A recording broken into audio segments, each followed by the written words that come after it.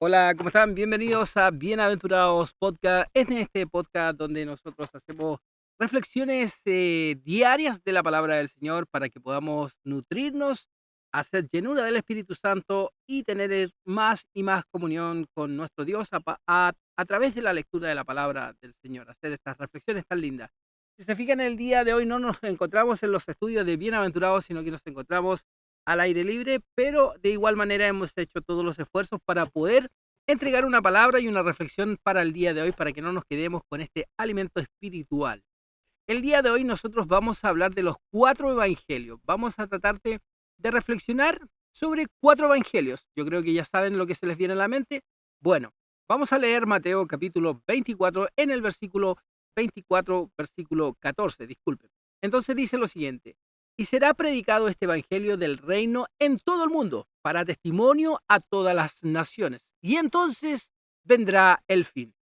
Seguramente al tú escuchar que hemos hablado de los 4 evangelios, lo primero que se viene a tu mente son los 4 primeros libros del Nuevo Testamento, en el cual son Mateo, Marcos, Lucas y Juan. Pero en realidad en este día vamos a tomar el significado de la palabra evangelio, que es buena nueva o buenas noticias. ¿Qué quiere decir esto? Que vamos a reflexionar por medio de la palabra de Dios sobre los 4 buenas noticias que toda persona debería conocer. Veamos por medio de la palabra del Señor cuáles son estos 4 nuevas noticias o buenas noticias o evangelios que todas las personas deberían conocer. Primero, número 1, la primera buena noticia es que a pesar de nuestros pecados, Dios no envió a su Hijo para condenarnos, sino que para extendernos su gracia y su misericordia. Donde vemos esto en el libro de Juan, capítulo 3, versículo 17, en el cual dice lo siguiente: porque no envió Dios a su Hijo al mundo para condenar al mundo, sino para que el mundo sea salvo por él. Entonces, esto es algo extraordinario. El Padre, nuestro Padre Celestial, no envió a Jesucristo como juez, sino como Salvador. Esa es una noticia maravillosa, porque si Cristo hubiera venido al mundo como juez, ninguno de nosotros hubiera podido ser salvo. Si Cristo nos hubiera juzgado por medio de la ley o tomado como medida su justicia y su santidad, nadie podría ser salvo. Eso lo leemos en el libro de Romanos, capítulo 3, versículo 12, en el cual dice lo siguiente: todos se desviaron, aún se hicieron inútiles, no hay quien haga lo bueno, no hay ni siquiera uno. También leemos en Isaías versículo 64, capítulo 5 al 6, lo que dice a continuación: saliste al encuentro del que con alegría hacía justicia de los que se acordaban de ti en tus caminos. He aquí tú te enojaste porque pecamos. En los pecados hemos perseverado por largo tiempo. ¿Podremos acaso ser salvos? Si bien todos nosotros somos como suciedad y todas nuestras justicias como trapo de inmundicia, ahí caímos todos nosotros como la hoja y nuestra maldad nos llevaron como viento. Pero aquí Cristo no vino para juzgarnos, sino para salvarnos por medio de su gracia, perdonando nuestros pecados y llevándonos a nuestro castigo y sufrimiento. El juicio de nuestro Dios, el juicio de nuestro Dios sobre nuestras vidas ha hecho que nosotros podamos tener esta actitud de poder salvarnos. En Isaías 53, versículo 3 y 6, ¿qué es lo que leemos acá?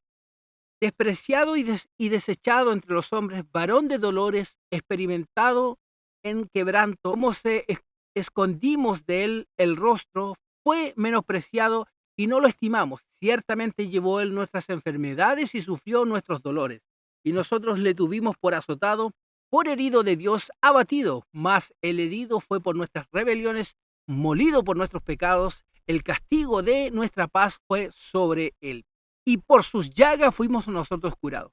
Todos nosotros nos descarrilamos como ovejas, cada cual se apartó de su camino, mas Jehová cargó en él el pecado de todos nosotros. Segunda buena noticia por medio de Cristo: podemos vivir sin temor de condenación y con seguridad de nuestra salvación. Lo leemos así en el libro de Juan, capítulo 5, versículo 24, en el cual nos dice lo siguiente: de cierto os digo, el que oye mi palabra y cree en el que él me envió, tiene vida eterna y no vendrá a condenación, mas ha pasado de muerte a vida. Seguramente muchos de nosotros hemos hablado de la salvación por medio de la fe en Cristo, incluso cuando se la hemos dicho a otras personas.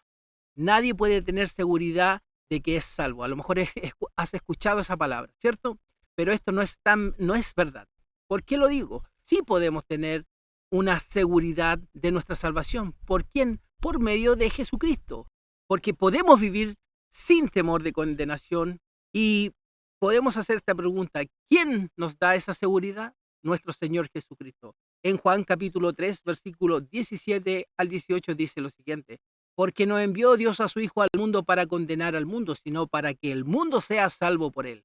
El que en él cree no es condenado, pero el que no cree ya ha sido condenado, porque no ha creído en el nombre del unigénito Hijo de Dios. La palabra de Dios nos declara que desde el momento que estamos en Cristo, es decir, desde el momento que hemos confesado a Cristo como nuestro Salvador, ya no hay ninguna condenación en nosotros. Y no debemos vivir con dudas ni temor de condenación, porque estamos en Cristo y en Él no hay condenación, sino que vida eterna. Así lo leemos en el libro de Romanos capítulo 8, versículo 1, en el cual dice: ahora pues ninguna condenación hay para los que están en Cristo Jesús, los que andan conforme a la carne, sino conforme al Espíritu. Entonces, como tercera buena noticia, leemos que por medio de Cristo somos hechos hijos de Dios.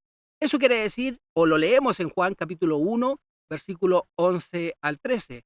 A los suyos vino y los suyos no le recibieron, mas a todos los que le recibieron, a los que creen en su nombre, les dio la potestad de ser hijos de Dios, los cuales no son engendrados de sangre, ni de voluntad de carne, ni de voluntad de varón, sino de Dios. Muchas personas dicen: todos somos hijos de Dios, pero la palabra de Dios nos dice, debemos nosotros declarar que somos hijos de Dios. Únicamente aquellos que han recibido y declarado que Dios es nuestro Salvador, somos los que recibimos esta potestad de ser llamados hijos.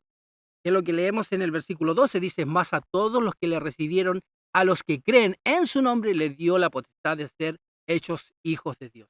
Es decir, todos aquellos que han creído en Jesús y lo han recibido como Señor y Salvador de sus vidas, son hijos de Dios por la fe en Cristo Jesús. En Gálatas capítulo 3, versículo 26 dice: pues todos sois hijos de Dios por la fe en Cristo Jesús. Y tenemos que comprender todo lo que significa para nosotros ser llamados hijos de Dios por medio de nuestro Señor Jesucristo. Ser hijos significa que nuestro Padre Celestial cuida de nosotros y de nuestras necesidades. Mateo 6, 7, 8. Y orando, no uséis vanas repeticiones como los gentiles, que piensan que por medio de sus palabras serán oídos. No hagáis pues semejante a ellos, porque vuestro Padre sabe de las cosas que tenéis necesidad antes de que vosotros las pidáis. Ser hijos significa que nuestro Padre Celestial nos protege como que somos muy valiosos para Él. Así lo leemos en Zacarías capítulo 2, versículo 8. Porque así ha dicho Jehová de los ejércitos: tras la gloria me enviaste a Él a las naciones que os despojaron, porque Él os porque el que os toca a la niña de sus ojos. Ser hijos significa ser herederos de la bendición del Padre Celestial. Vamos a Romanos capítulo 8, versículo 16, 17. Dice: el Espíritu mismo da testimonio a nuestro espíritu de que somos hijos de Dios. Y si hijos, también herederos de Dios, coherederos con Cristo, si es que padecemos justamente con Él, para que justamente con Él seamos glorificados. Cuarta y última buena noticia: por medio de Cristo tenemos acceso directo al trono de nuestro Dios. Vamos al libro de Hebreos capítulo 10, versículo 19 al 22. Así que, hermanos, teniendo libertad para entrar en el lugar santísimo por la sangre de Jesucristo, por el camino nuevo y vino que Él nos abrió a través del velo, esto es, de su carne, y teniendo un gran sacerdote sobre la casa de Dios, acerquémonos con corazón sincero, en plena certidumbre de fe, purificados los corazones de mala conciencia y lavados los cuerpos con agua pura.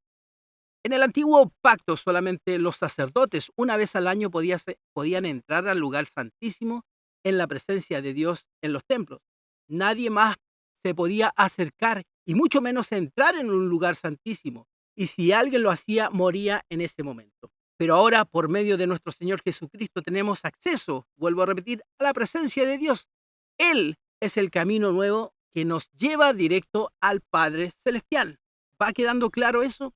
Entonces, ¿qué significa para nosotros tener acceso directo al trono de nuestro Dios? Significa que podemos acercarnos con confianza para recibir de Él su gracia, su favor y su ayuda en los momentos de dificultad y de aflicción. Lo leemos así en Hebreos 4, versículo 16. Acerquémonos pues confiadamente al trono de la gracia para alcanzar misericordia y hallar gracia para el oportuno socorro. ¿Qué significa esto? Es tener acceso a las maravillas del poder de Dios para obrar milagros en nuestras vidas y hacer posible lo que para nosotros es imposible. Recordemos lo que dice en el Evangelio de San Juan, capítulo 16, versículo 23. En aquel día no me preguntéis nada. De cierto os digo que todo cuanto pidiereis al Padre en mi nombre os lo daré. Significa que podemos acercarnos a Él con un corazón sincero y arrepentido para poder recibir su perdón y su misericordia. Isaías 1, versículo 18. Venid luego, decid Jehová, ¿estamos a cuenta? Si vuestros pecados fueron como la grana, como la nieve serán emblanquecidos. Si fueran rojos como el carmesí, vendrán a ser como blanca lana. Entonces, en el antiguo pacto, las personas se acercaron con animales para ser sacrificados, para poder estar a cuentas con Dios. Nosotros nos acercamos a Dios confiadamente con el sacrificio que hizo Cristo Jesús por nosotros. Por medio de ese sacrificio recibimos de nuestro Dios el perdón y misericordia para nuestras vidas. Esas son las 4 buenas noticias, esos son los 4 evangelios que nosotros debemos entregar al mundo y son 4 buenas noticias que todo el mundo debería conocer. Esto fue Bienaventurados, paz y gracia a sus vidas.